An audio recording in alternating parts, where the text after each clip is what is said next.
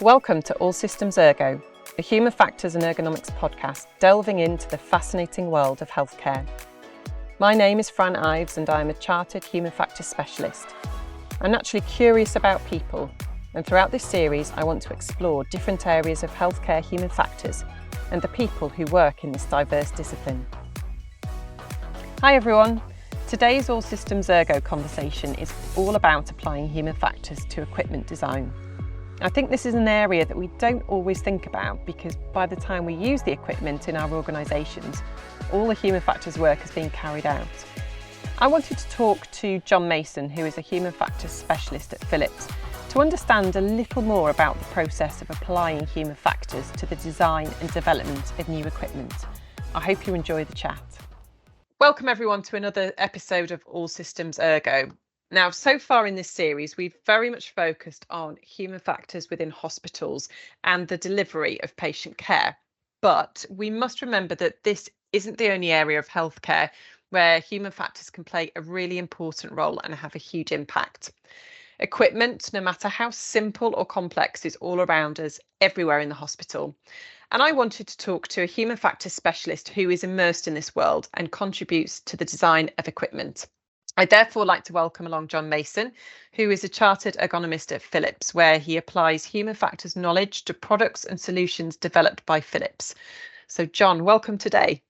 Yeah, thank you, Fran. Welcome. Yeah. It's really good to have you here because I think we sometimes forget about all the work that goes on almost behind the scenes with the pieces of equipment that we use. And this is equipment that's absolutely everywhere around the hospital. And I think it's often hard for us when we're users to really imagine the time, the skills, and also the revisions as well that have gone into the design. So what role do you play as a human factors and ergonomics specialist in the design and development of new healthcare equipment? I've got two roles at the moment. The first role is I'm actually a team manager of I manage 14 human factors experts within the Eindhoven studio. So that takes up a fair bit of my time, as you can imagine, at the moment. But I also am very lucky that I still get the chance to support projects as well. So I work generally in two areas. So one of them is I do a lot of physical ergonomics support. Helping sort of the different parts of the Philips business units, as we call them, the parts of the company that make the products. I support them with helping them sort of understand sort of the physical fit of their products to people and to the populations who are going to use our products. And the other area is I also drive, which is close to this, inclusive design and accessible design as well. So I'm really trying to champion that as well within the company. And what sort of products is it that you're looking at mainly? Just give us a flavour.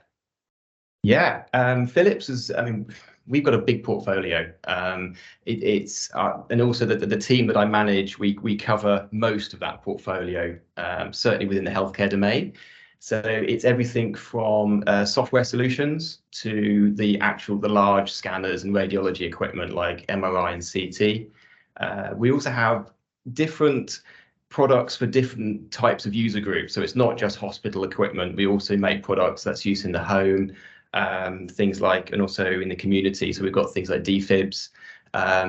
We also have the oral care products, the male grooming products, the childcare as well. So it's quite a spectrum really, from the small to the large, home to professional. And with such a range of products, you've got a real variety of users. You've got the staff who are going to be operating equipment that's in hospital, but you've also got the patients. But thinking about the oral care, you've got general public using toothbrushes. That's a huge range of people. How do you keep on top of all of the users of equipment and make sure that your human factors work adequately, incorporates all of their needs, requirements and desires? Yeah, it's a big ask, isn't it? There's even for something like a professional piece of equipment, like an MRI machine, you will have almost every conceivable type of patient in principle who you should be able to get into that machine for their diagnosis. And that would go everything from sort of, children to adults to elderly to young. That in itself is a huge spectrum of people, as well as the professionals. We know that that is also a large spectrum of people as well. It's a tough challenge. So what we try to do is we've got a couple of strategies. The first one is to get into the projects as early as we can.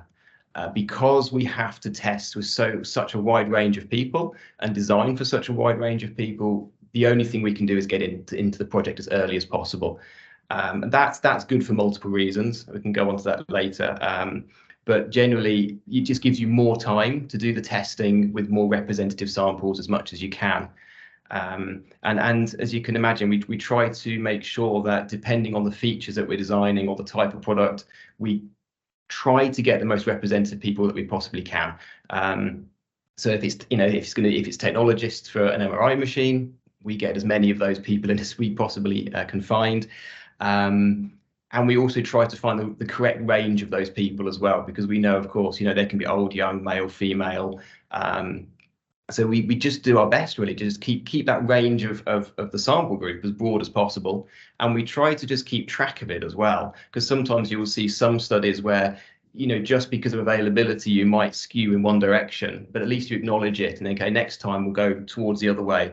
And again, it's the same with the patients as well. I mean, there are sort of ethical considerations. You can't test actually with people who are sick, of course. So we have to then get our information either from professionals who work with a wide variety of patients, so they can give us the insights that we can work with.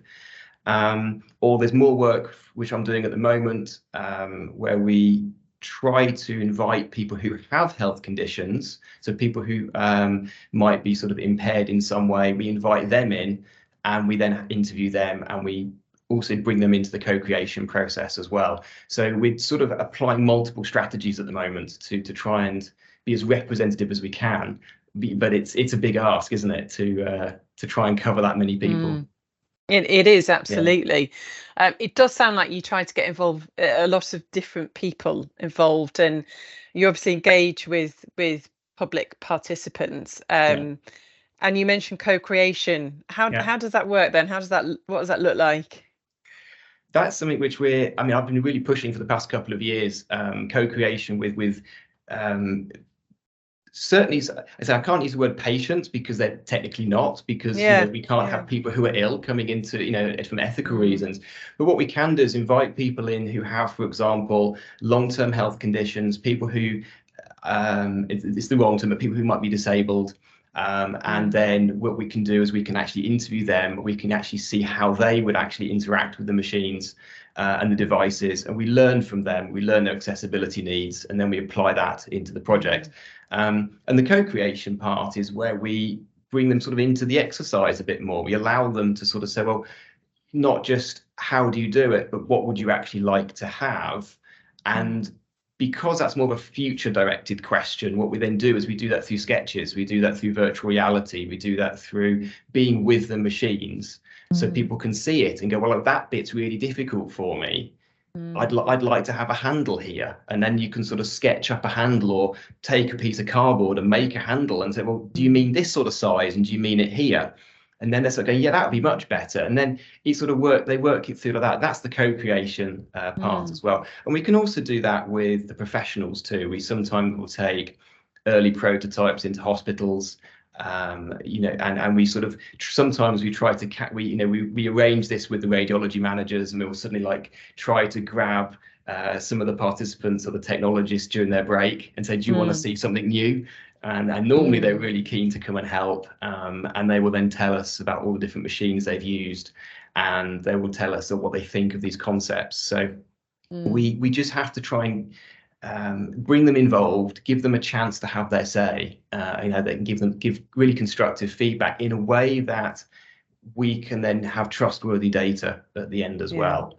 Yeah. And if any of the contributions or the way that people interact with prototypes, has anything really sort of caught you off guard, really surprised you? Oh my Goodness, I wouldn't have thought of that. Or that's really innovative. Wow. Are there Yeah. any examples of where you've sort of been taken aback, but in a positive way? But Yeah. I think for me, we did a study recently where we invited people with disabilities and health impairments into our labs. We wanted to we brought them into this co-creation session, and again we wanted to ask them about some of our new designs and get feedback on that. And typically, you know, my researcher hat, I don't like asking questions about the future because, you know, might you use this? Well, of course, who knows? Yeah. So what we had to try and do was make the new concepts as real as possible in a way that they could then still give us feedback. So what really surprised me was, and I was skeptical at the time, but what we did was we asked people to tell us about the accessibility needs of a real MR machine as they stood next to it physically. They could touch it, they could get onto it, they could walk around it. And then what we did is we put them into a virtual reality environment. They could see the new machine one-to-one scale in front of them. Yeah. I was absolutely just blown away with the quality of the feedback they could give, the way they were moving their head around to look around the machine. We gave them a handset so they could sort of see roughly where their arm would be. So they could say, actually, that handle, I think, would be in reach, because they could physically move their arm out and see where their hand might be. And suddenly it sort of brought the data closer to being, I think, more trustworthy. Really surprised me. That it's more methods approach, I think, that surprised me there. Really happy with that. I'm really looking forward to applying that method a lot more in the future. We're going to make more advanced virtual reality models now as the project develops. And I think we can also bring those models to people. They don't have to come to us. I think we can actually change our method as well of how we access these participants. And we can do the same. We could do exactly the same with the professionals as well. We could take the virtual reality to the hospital in their break, in their lunch break, put this headset on, tell us what you think. And it just gives you that early data. That's the thing. At the moment, we're just playing with CAD models. Change anything you like, you know, and if they see a risk, you can design it out really fast, at a cost effective, at the right time in the project. So that for me was a real surprise, how well they took to it, how the quality of the data, I think, was far higher than I expected. Yeah. And that gives you confidence, I suppose, to think this is a really good method that we can use in the future. And I also was interested to note, you know, you can take that to people. Yeah. So particularly healthcare professionals who we all know are absolutely run off their feet, no time to breathe practically. The thought of them taking time out to come to somewhere like Philips and help with the design of new equipment, something they probably really, really want to do and get really excited about, but the time that takes could well be a barrier. But actually, if you've got something that's really good quality, really realistic, and you can take it to them, that makes life much easier for them, doesn't it? Absolutely. I mean, we've taken prototypes. I've driven to various hospitals around Europe with a car full of prototypes. Yeah. And we carried them into the hospitals, and that's really good as well. But I think when you're trying to do a concept for a new patient table for an MR machine, you can't exactly put that in the back of the car. So we need to find more inventive ways, I think, to get to the right participants and the right representative sample groups, to get that feedback, say again, as early as we can in the process. I mean, we're not against getting the participants to us. I mean, we can. It is possible. I've partaken in quite a few studies where we've actually flown people in from across Europe. You know, we paid technologists to come over to us for even some of just a few hours of work, and then they go back again, you know, and it seems crazy, really. They have to take a couple of days out for, but again, that's a much more expensive way. It's still valuable. At some point, it's still needed, depending on where you are in the development process. But it's about trying to choose the correct method at the correct time that gets you the data you need to move forward. And I think that's always something we're trying to keep an eye out for, how can we be efficient? How can we get what we need to progress this project and make sure that we're still picking up the safety risks, we're still picking up also making sure we maintain the value as well. I mean, that can easily sometimes get lost as you go through a project that can last 4 or 5 years sometimes, for a really big, really complex project. You know, the original intention has to stay throughout that time. So how do you maintain that as well? And that's something, again, we try to do. And by doing these studies as frequently as we can keep asking those right questions and design in the good value and design out the risks. And you've mentioned a few times about getting in there early, and I think that's something that as human factors specialists we're always trying to do, aren't we? Yeah. Because we know that the earlier we can get in on a project, the easier it is to sort of change things potentially. Yeah. And you spoke there about you know, how by using the virtual reality, actually very, very early on, you can identify the things that are going to work and perhaps the things that aren't going to be quite successful, and you can do something about it. How easy is it for you to get in early on a project? But also, how early is early? Is there ever a point that's too early for you to be involved? I don't think you can be too early. I started my career in Philips Research. I think that's about as early as you can get. That's like really sometimes at the very start of a technology development, you know, the very first prototypes of even does this technology work? We have human factors specialists at that stage. It's not even an idea of how it would be in the hospital sometimes. It really is, does this make sense at all? We have some people working at that stage. We have another stage where you try to identify the value and look to see, is there a business behind this? So it's all got to come together, that sort of design thinking mentality, you know, the desire, feasibility and viability. And that's where that stage comes together. And again, human factors can play a role there. I mean, you know, I think what we're trying to talk about here is that socio-technical system of that, you know, linking to people and technology and that interaction. And I think that's something which human factors specialists can really bring to the table. And we are invited to that table, and we can often give quite good input, and certainly because we've got that sort of at least access to a lot of data as well. They can sort of say, well, we think it would work like this. You can very quickly go and look to the ergonomist and and applied ergonomics journals and that, and start picking a few things out and going, well, actually it might work like this, or we could do that. And you're really at that moment of steering it. So I think we try to get in early, and we are, generally I think Philips is very good in that respect. We have everyone, you know, we have human factors dotted along the process, all the way from research, the value. Most of us sit sort of within development, so that's often once it's now saying, like, this is where we think we'd now like to take the product. How do we actually do it? And that's again where, if you think sort of the hierarchy of control, you can really begin to sort of do design intervention to design out the risks and the hazards, I should say. That's a really good moment to be at as well, because it's pinpointed a fraction more, and you know what you how people begin to interact and where you might need to make an intervention. And hopefully then, you know, you can go beyond just, the later you go, the more that you can do on the hierarchy. Or how can I put this? You go down the hierarchy of control, don't you?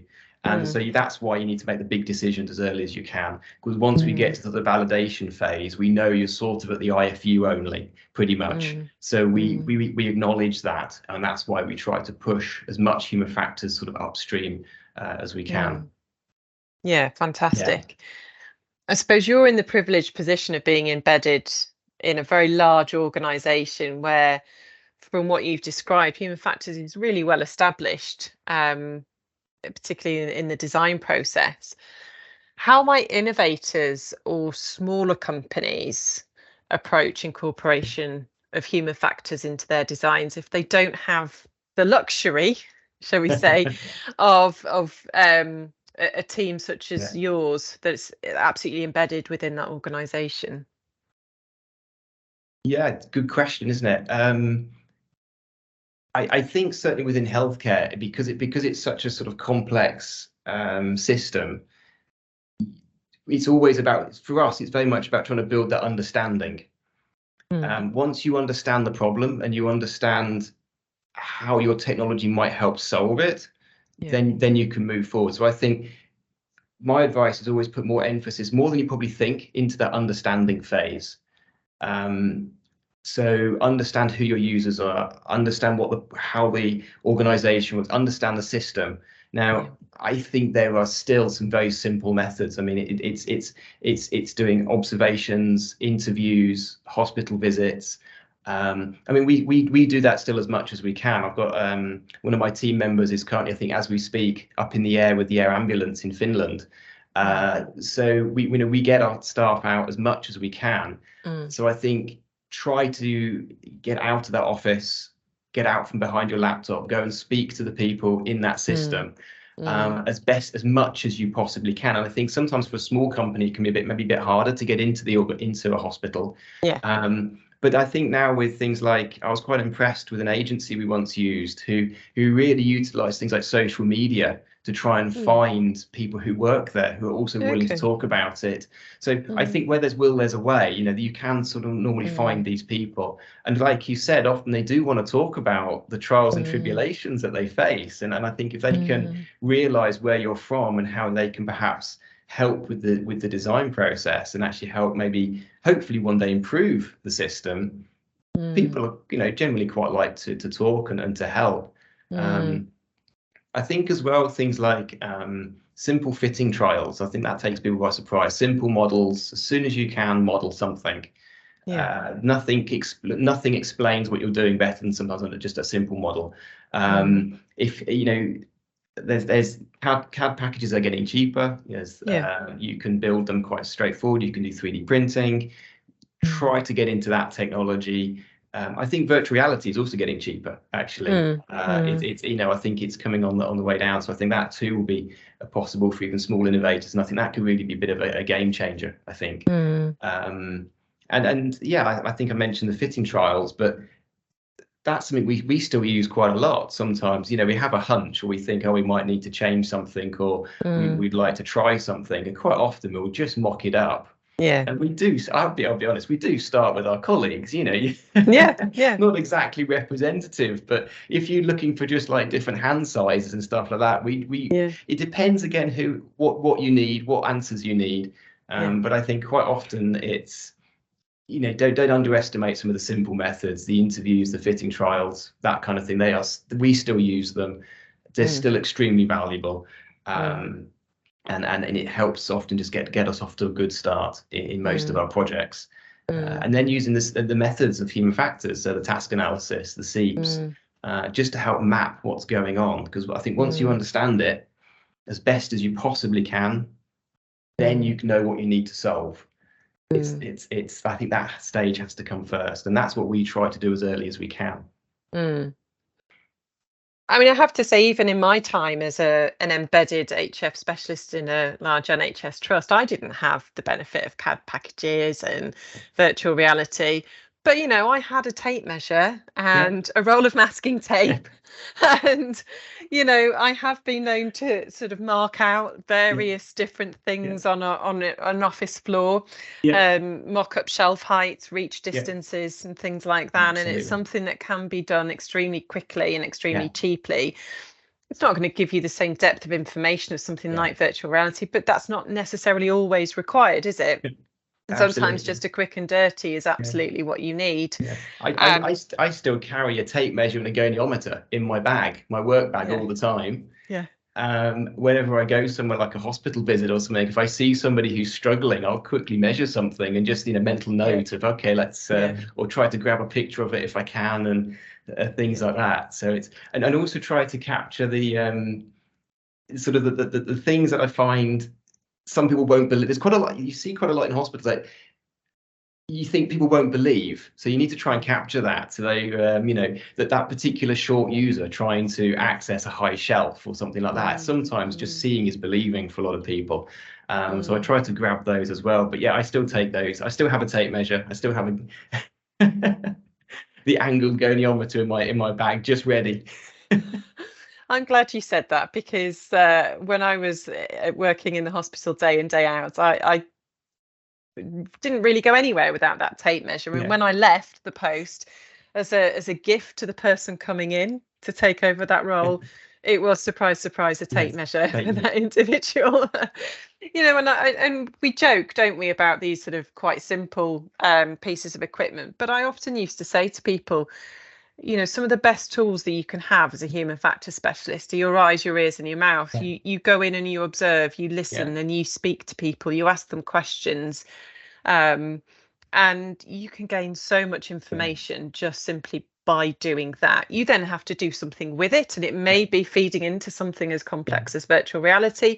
It may be putting down all of the steps of a task into a task analysis, or mocking up something using masking tape. But actually going out, seeing, listening, and speaking to people is absolutely one of the most valuable things that you can do. And I think one of the nice things about that is something that any innovator could have the ability to do, providing they can get into the correct workspaces. But I think it's really important that we understand that, yes, we've got Philips, that we've got this amazing team, but also smaller innovators can also start to apply some of the principles of human factors to great effect. Absolutely. I mean, there's also just a lot of data out there just to hand. I mean, things like anthropometric data that you can find. There's if you're part of the Chartered Institute, you can get to the some of the journal papers. That can just be a really good start. I mean, quite often a lot's already been done. You can stand on the shoulder of those giants for sure. So sometimes the answers can just be in the literature. One of the first things we always do is just think, okay, I'll probably just check that book first before I do anything else. I'll just check that, and quite often the answer comes out, and you can just email that off to somebody and job done. So sometimes it's not complex at all. It can be as simple as just finding that right reference, and then you've got the evidence, and then you say, well, let's apply it and then test it later and see if it still works. And how do you know the impact that your team has had? So you spend a lot of time throughout the whole design process championing the users and really trying to apply good human factors principles and knowledge to the design and the revisions. How do you know that that's made a difference? How do we know? A couple of ways. We've got some formal ways. So normally after a new product has been launched, we still do monitoring after launch. So normally a human factors person who is often involved in the development will still stay associated with that project, even once it's been launched. And then we sometimes have first of a kind sites where we will then go and do visits later. So we know they've just had, for example, a new software update, or they've had a new machine delivered. We allow them to sort of have it installed. We then wait a few months, we go in, and we will go back a few times and just see, are there teething problems? Are there things that we've missed? What's good? What are they struggling with? And it just gives you that moment to sort of understand. And then you can also check back, how did we do in that whole process as well? So that's the formal way that we do things. There's also sort of more slightly informal, quite often when you go to a hospital visit. And like I said, people love to tell you about stuff. They love to tell you the stories. They are very quick to say, oh, I'd like to change this, or I see an improvement point there. So that's how you can keep on top of it as well. It's you hear about sometimes the good, the bad, and the ugly, and it always gives you that insight onto what you can do next and how you can make things better, because that's what we're trying to do every single time. And I think part of the difficulties that we face, I've mentioned before, certainly as an equipment manufacturer, and I think all companies face this, that makes equipment, is we sell to a global market. So we don't, you think your experiences with the NHS, Fran, that is one extremely complex socio-technical healthcare system. We also sell the same products into the American system, and into the system into Japan, and into other parts of Europe, and into the South American market. And quite often it's the same product, maybe slightly tweaked here and there. So when we're trying to do our design work and we think about the representative users, we do have to have the back of my mind, and one of the first questions we will ask as early as we can is this a global product? If it is, you really have to change how you do your anthropometry, how you do your research, where you go to collect data. It can really change things, and that's sometimes why it can just be so complex in terms of what any equipment manufacturer is trying to do. And I think that's also why sometimes, you know, you do get something really right or slightly less right, should we say? You know, but it's because you're often trying to do that global market, and that's a real challenge that we put into our human factors experts do a fantastic job at trying to test for this and manage this all the way through. So I think that's partly the challenge that we face. And I think that's a complexity that I wouldn't necessarily think about. I'm embedded in the NHS. The NHS is all I know in terms of healthcare systems. And we find that complicated enough. It is, without throwing in the added complication of designing for different cultures, different anthropometric data, you know, that varies from country to country. That's an awful lot to navigate, isn't it? And how do you know what's the priority or the thing that's shouting the loudest? It's almost one step at a time, I think. I mean, I do a lot of the physical ergonomics and inclusive design, and from that point of view, we have particular policies now in place. So if we're looking for a driving dimension, we will, by default, do our best to go P1 to 99, and where those percentiles come from will also differ. So if we're looking at a global product, we will say, okay, who potentially could be the smallest in the world that would use this product? Who potentially could be the largest in the world who might use this product? And you begin to see that envelope of user types. Not to mention the fact that, of course, you're seeing a change in demographics with more, for example, people becoming overweight. We need to start including that as well, of course. So, of course, it's a moving target in that sense. But that's one of the things that we try to do is just from an anthropometry point of view, trying to make sure we get the right data. We work with different universities, trying to pull out the right data sets that we can actually then apply to our product design. Again, with our testing, so on observations, we will try to collect data we do quantitative and qualitative data from across hospitals, across Europe, across the USA, China, Asia. We will try to collect as much as we can, certainly from the EPOK sites, the first of a kind, again, to feed back into our product, what went well, what could be improved. So it is a big challenge, and again, that's why we've got, for example, one of my teammates is currently up in an air ambulance in Finland. And recently, I think the week before, he was actually in the UK in London in an ambulance, shadowing these shifts, because then you're at least starting to get those different viewpoints. And that's what we try to bring in, and we often have a global team as well. So quite often the products that we develop, we will have teams, representatives from most of the major market regions who can also give us an insight into that space. So really having to pull on lots of experience and lots of knowledge from different areas. And just thinking about your team, what's something that your team has achieved that you as that team leader are really proud of? Ooh, what they achieved. I think managing the complexity of human factors in healthcare.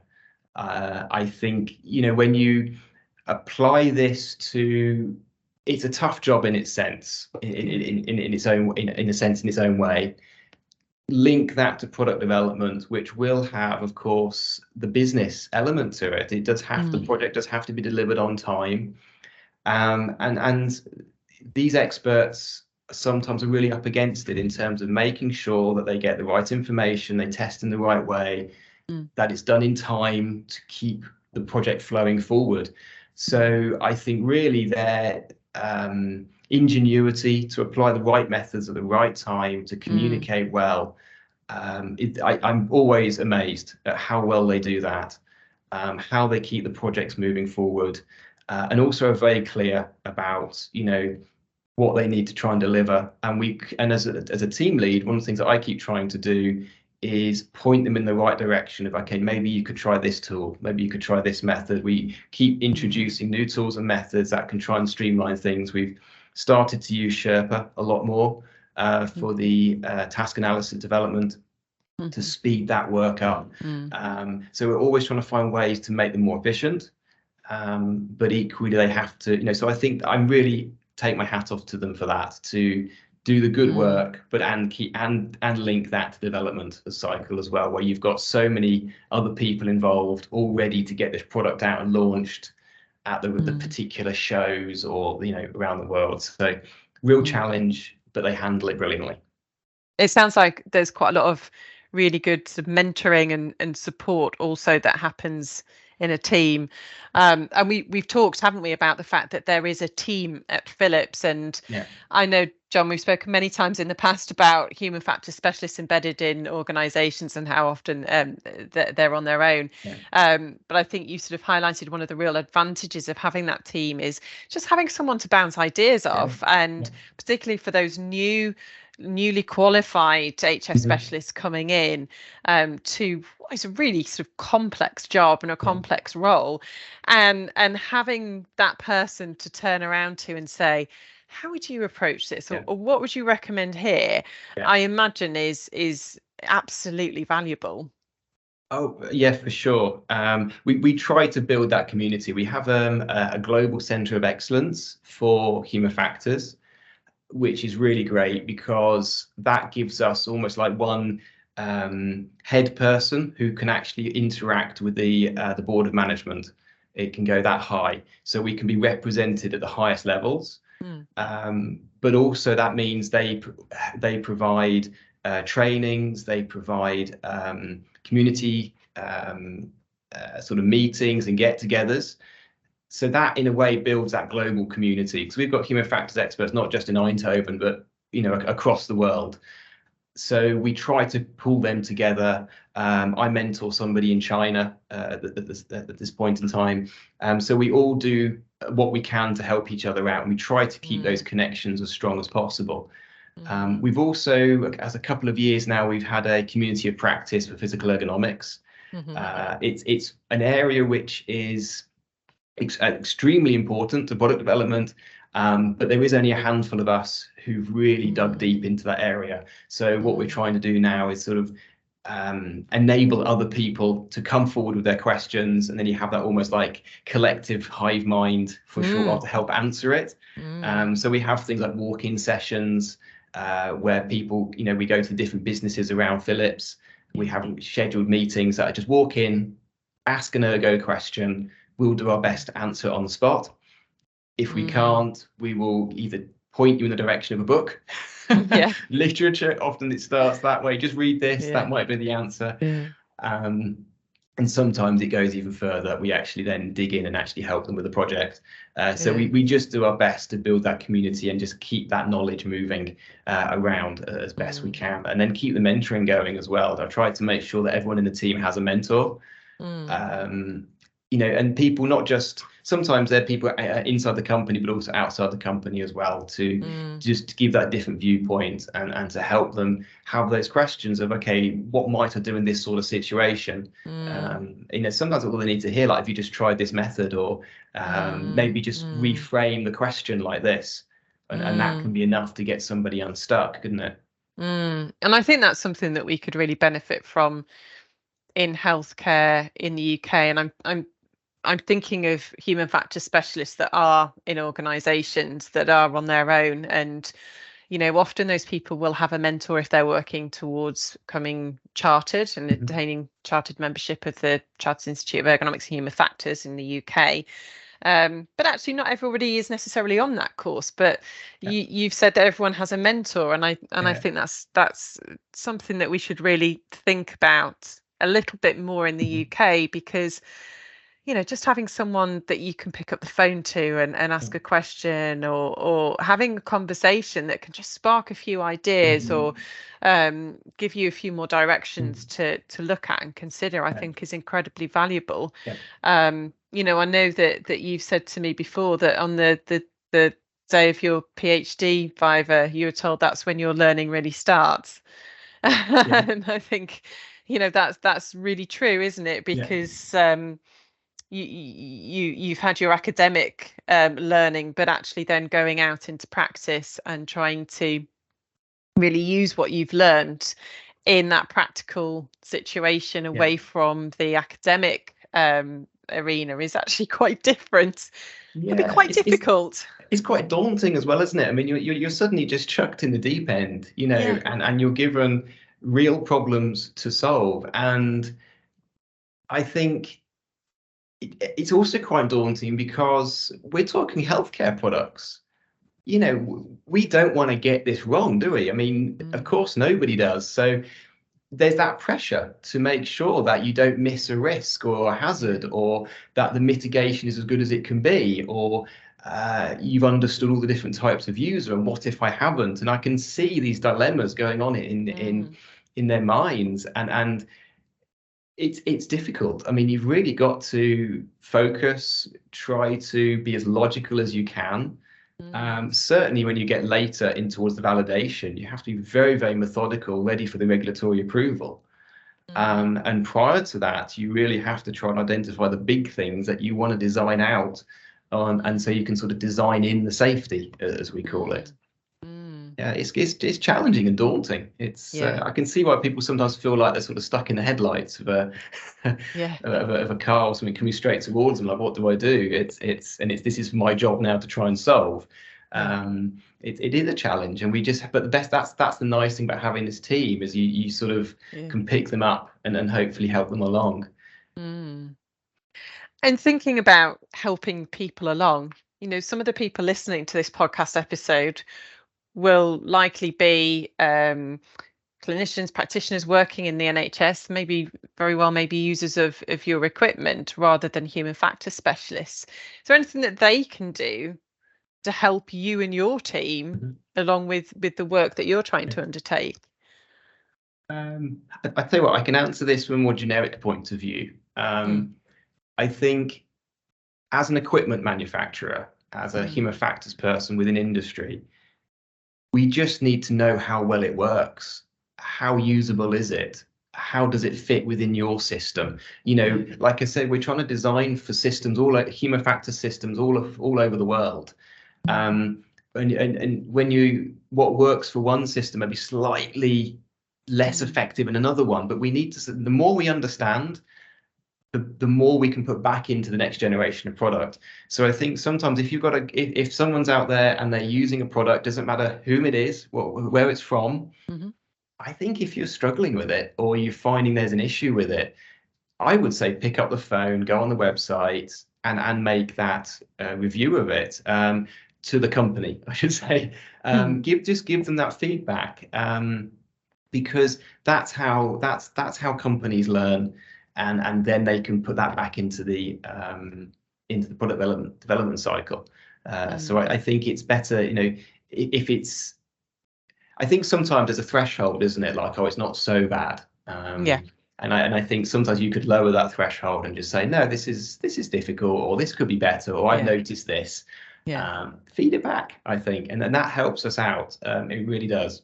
Yeah, and I think it's hard for users to appreciate that actually that feedback is potentially listened to. I think there's a sense of, well, it isn't that bad. We can just put up with it, and if we fed it back to the company, nothing's going to happen.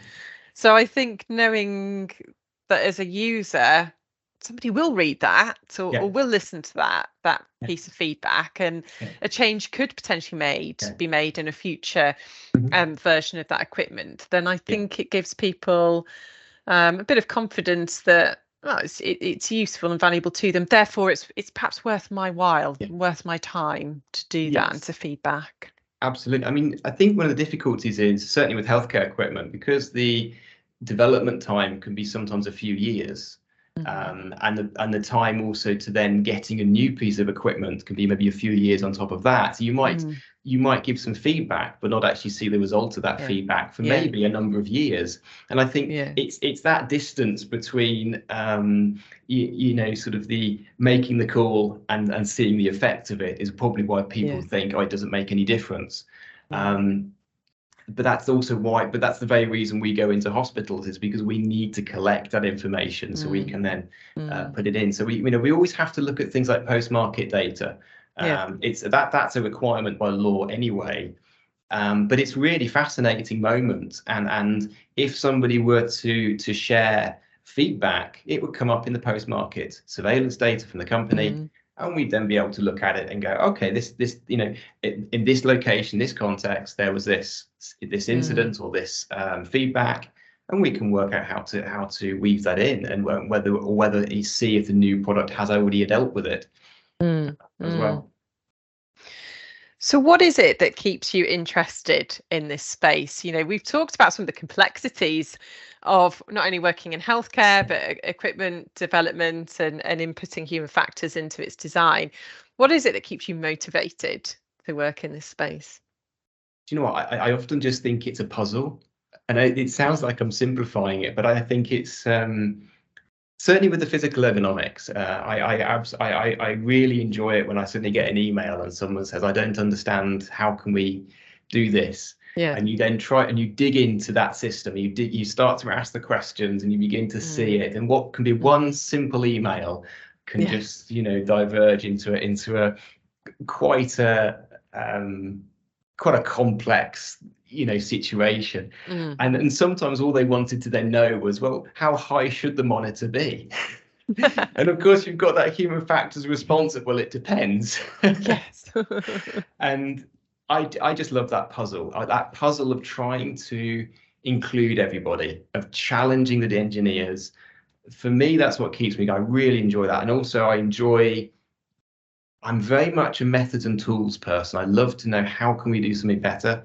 I forget how many tools and methods I've now introduced to Philips from human factors that people are now using, and they're starting to gain pace, and you can see the positive effect it's having on projects. But also just the thought that you're helping people. I think actually that's, hopefully at the end of the day, like if we just make small interventions, small improvements, but incrementally just keep doing it, we will slowly improve, hopefully healthcare, be a positive influence on the system.